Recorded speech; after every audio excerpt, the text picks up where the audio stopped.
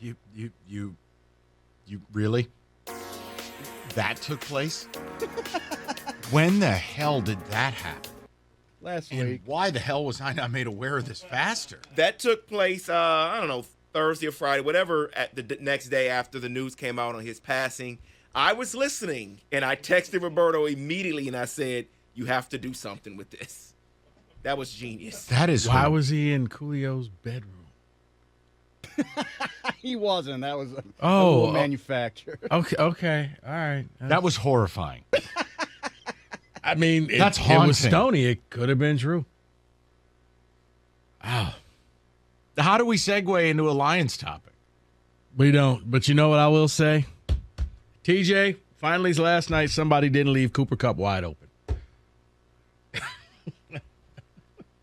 Now we can segue. Okay, we're good. We're good. I threw football out there. Let's do the football. So we will get to the college stuff, but we're not done with the Lions. And frankly, look, I'll just be honest with you. You want me to come on the air and tell you Michigan State blows? Sure. Done. You want me to tell you I'm angry about it? I mean, it's just pathetic. I can't even get angry. But here's what it's going to be, and we'll get to it later. If you want to find the point of no return for me, forget about Ohio State. You're going to get drilled. You want to know whether Mel Tucker's a real coach. You want to know whether he's got any control of this program, or you want to know that there's any hope, any light at the end of the tunnel. It'll be against Wisconsin. 2 weeks, October 15th, homecoming. Your last shot at a full stadium, your last shot to right the ship, instill some confidence, stem the tide, and maybe find a way to 5 or 6 wins. You lose to Wisconsin, my tone is going to change big time. But we'll get to that later. And for Michigan, it's simple. It's all about JJ. And your grades after 2 games, one home, one away. One team had a good offense and a bad defense. One team had a bad offense and a good defense. All right, what do? We'll get to it at 4 o'clock. But the Lions we can't let go of because it's everywhere. It's everywhere. And I want to do this. And all jokes aside about TJ's drop, I'm calling all doubters. And I want to know something. Here's the deal. Yesterday it began where now we're calling into question the Jameson Williams selection. That if they had traded up and let's say they brought in Jordan Davis at 12, not J-Mo on a blown-out ACL, that somehow this defense would be tangibly better. And unfortunately for me, I can't argue that. Now, I liked the J-Mo pick. I thought it was bold. I thought it was the ability to go out and get a player. They had a grade that was probably in the top 5. And I go, you know what? Hey, man, I dig it. One problem. As we sit here right now, the Lions have the worst defense in the history of the National Football League through 4 weeks of a season. And as we sit here right now, the offense can't get any better. And when I say that, I want you to understand something. When you're out here averaging north of 30 points a game, it can't get better. No offense in the history of football has ever averaged 40. No offense in history, I don't think, has ever averaged 38. My point to you is... You're sitting right there at 35. Right. And that's, you're going to get Swift back. You're going to get ASB back. The line's getting healthy. Hey, man, if they ended the season averaging this amount of points, they'd go down as one of the best offenses in the last decade of the NFL. Greatest show on turf. The point is, you can't stop the run. You can't stop the pass. Teams do whatever they want against you. And the idea, at 12, Rico's guy was Jordan Davis. I co-signed it. I love the big man. And he's flashed some real ability in Philly. His problem, he's playing with Hall of Famers. Guys like Brandon Graham, guys like Fletcher Cox. These are real ball players. But Jordan Davis, in the middle of this defense, you'd at least be able to take the run away. You'd at least be, I don't know, not giving up touchdown runs on 3rd and 16. So here's what I wanted to do. Because I know there's a sect of people who feel this way. I want to welcome everybody, judgment-free. If you like the J-Mo pick, but you're questioning it now, it's okay to admit it. You're only human.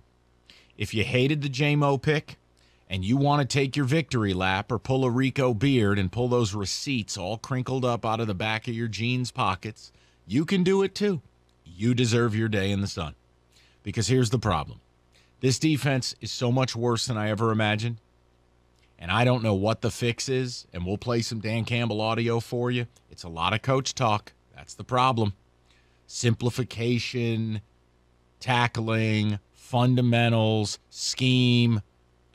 Guys, the reality is you are what you are. Very rarely does any of that stuff work. I want to have a conversation about it. Is the draft pick of Jameson Williams up for debate now? 248-539-9797. And I admit, I liked it. I still like it. I still like Jameson Williams. I love the kid. But we have a real problem on our hands here. That this defense is so bad, it won't matter if the offense scores 30 a game. Yeah, and what you're saying when Tom Kennedy's going out there, you really don't need him. We all knew it was a luxury pick when you took him. Now you're seeing how much of a luxury pick it is, and wow, maybe you could have shored up the defense and helped this thing out because Jordan Davis specifically. I don't want to play magic tricks with people. No, I'm only saying it, Rico, because A, that was your guy, and you nailed it. He's a good player, and he would help. I don't want people going, well, what about this guy who Kyle Hamilton? This guy who went in the third round and he's a stud. No. If you moved up, it was to get him. So let's just leave it as him. Okay. I just think it's easier. But go ahead. Carry on. No, because now you look at it. You would have won the game because I don't think Seattle would have been able to run the ball up the middle. You probably would have been able to stop Philly from just running the ball up the middle. You would at least be 2-2 sitting here right now instead of 1-3. And it's one game, but that one game is a big difference between feeling like your season is still on point and, my God, we're in another must-win game against New England again. It's like you only get a handful of these. You've already used 2. You can't have your third must-win game 5 games into the year because maybe that means you're just not that good. And it looks like we've arrived at that. And it just stinks. 248-539-9797. David, welcome in on this. There's no judgment. There's no receipts. I admit, I love the JMO pick. I supported it. But if I didn't start to question a little bit, I'd be lying to my audience. So I'm not going to do that. Where are you at with this? Well, here's the thing. We talked about during the offseason their lack of activity to go and fix the defense. Yes, they went out and got DJ Chark. They went out and got a few pieces offensively, but they did not address defense. Marcus Williams was out there. There was a few defensive players that were out there that could have made an immediate impact, and I did think they should have traded up for Jordan Davis to help the defense. The defense was worse off than the offense in my mind. They had Jared Goff. They had Swift. They had receiver Josh Reynolds. He was impacting them at the end of last year. I mean, he's not this big name, but he was impacting You went out and got the Chark. offense. Went out and got DJ Chark, and they had Hawkinson. The defense was worse off. Yes, they should have traded up for Jordan Davis, and I am questioning that even at the time. I think we were in a text thread. Even at the time, we all thought that was it. They were doing it. Right, because we did the draft it. show, and when it happened, I'm like, oh, my God, it's really happening. And I remember because I was a little bit ahead of everybody when I saw the name. They were like, is it – I'm like, you know what? You just got to wait and see. I don't want to ruin it for you. So, yeah, I think they made a mistake here. And I'm questioning Brad Holmes. Did you know how bad his defense was? You're already going there, huh? Yep. It may not be fair, but it just looks wrong right now. But I'm offering a judgment-free hour. I'm not going to yell about it. I'd be lying to you if I sat here and said that I didn't begin to ponder it. Guys, we're not dealing with a bad defense. It's the same thing as Michigan State. We're not dealing with a bad defense. We're dealing with one of the worst defenses in America. You know, for the Lions, you're dealing with one of the worst defenses in history. If you're not at least questioning that internally, quietly, then I don't know if you're paying attention. Because with Amon-Ra St. Brown and Chark and Hawk and Swift and Jamal Williams and this O-line and Jared Goff playing top 15 level at the QB spot, no, you don't look like you need anything else. And even if J-Mo's really, really good, we live in reality. It's not a video game. They're not going to score 40 a game. And even if they do, they've just proven that won't be enough because this defense is ass. This defense is horrible. I can't recall the last time in regulation a team scored 45 points. And lost. And Mike. Would it be Chiefs how about Rams this? on that Thursday night a few years ago where it was like 52-49 or something? And never had the lead. Oh. You scored 45 points in a game, and you never had the lead in that game. The closest it ever was 0-0. Think about that. And tell me you need more offense. You need more defense. One stop. I mean, I don't want to keep going over this, but think about that fact. Go along with the point that they never punted.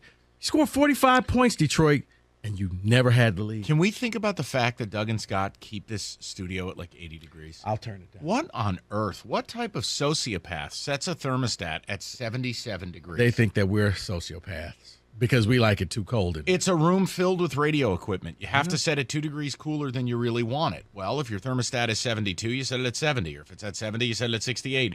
In what world are we doing 77 degrees? What type of maniacs do we work with here? Well, Doug likes the fall, similar to you, but yeah, he likes to be warm and toasty even in the summertime. Oh, that's nice.